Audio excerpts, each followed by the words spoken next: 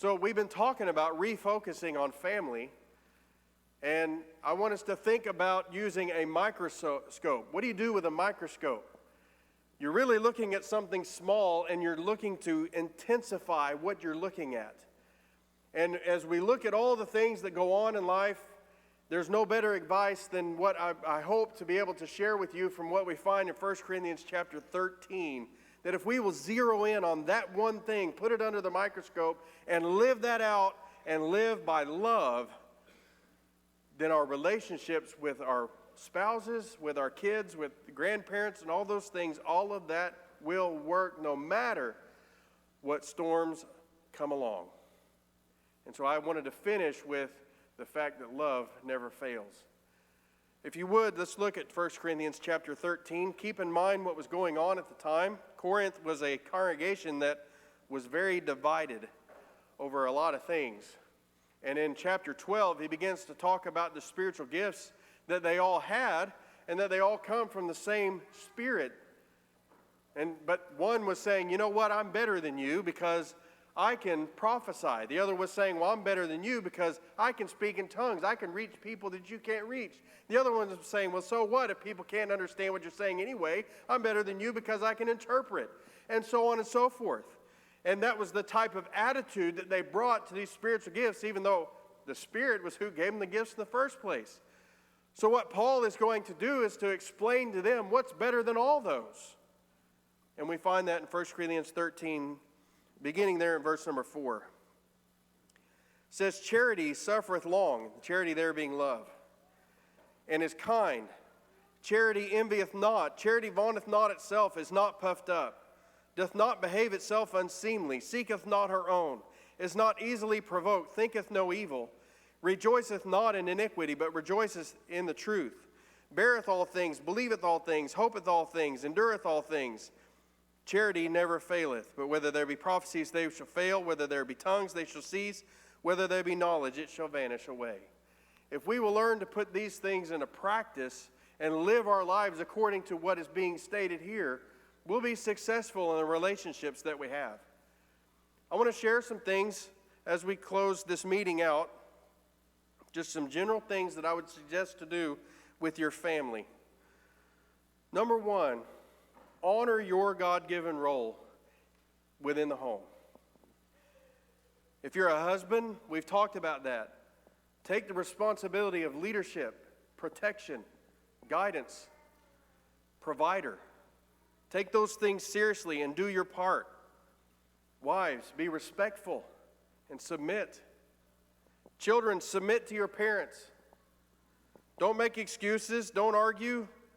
Treat your parents as though you are, and treat your better as though you're better than they are, but obey them. I'll get that out in a minute. I hope that made sense. It's been 2 weeks. Okay? Honor that role within the home, the God-given role that you have. Number 2, don't take offense so easily. Don't expect that your husband or your wife is saying something that they're really not saying because you're trying to read into it what they're saying. And don't be so quick to be offended. We live in a society that's just too easily offended. Be willing to listen to what they're actually saying and to be able to move on from that. Don't make the rest of the family walk on eggshells around you. That just makes it very difficult in the home. Number 3, seek and grant forgiveness. Be one who's willing to forgive, but also be one who's willing. You don't have to be the strong one all the time. You're not always right.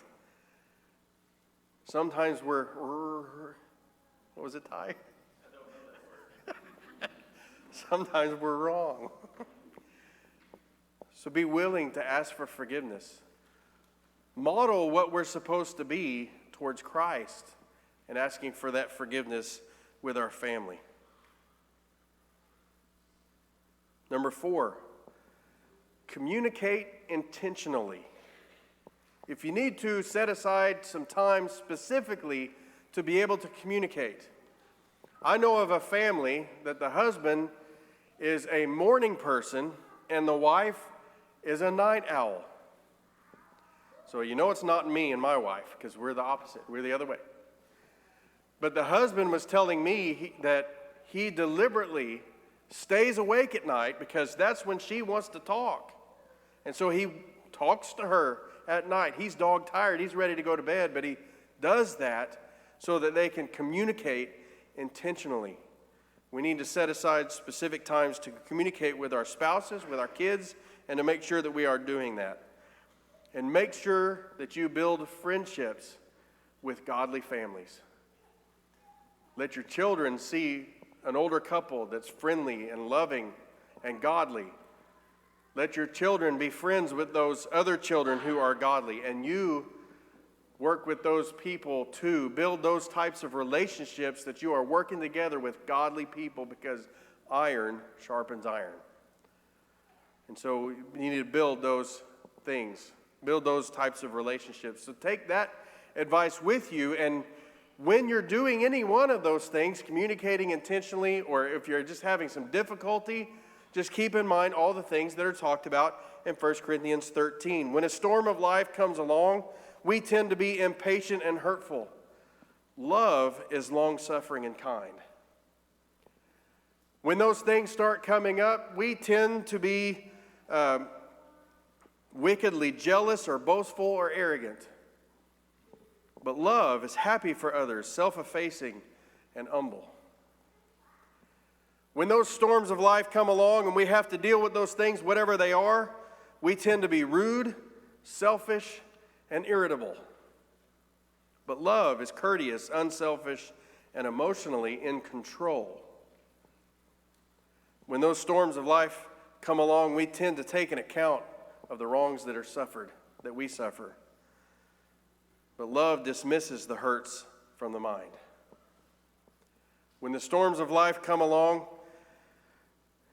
you might tend to smile at evil and resent reproof. But love delights with truth and hurts at evil. In the storms of life where you tend to expose another one's weakness, love covers it. And in the storms of life where you tend to be suspicious, disgruntled, and quick to anger, love trusts, looks forward in optimism, and endures. So whatever's happening, whether it's internal, whether it's their fault, that doesn't matter. Whether it's my fault, it doesn't matter.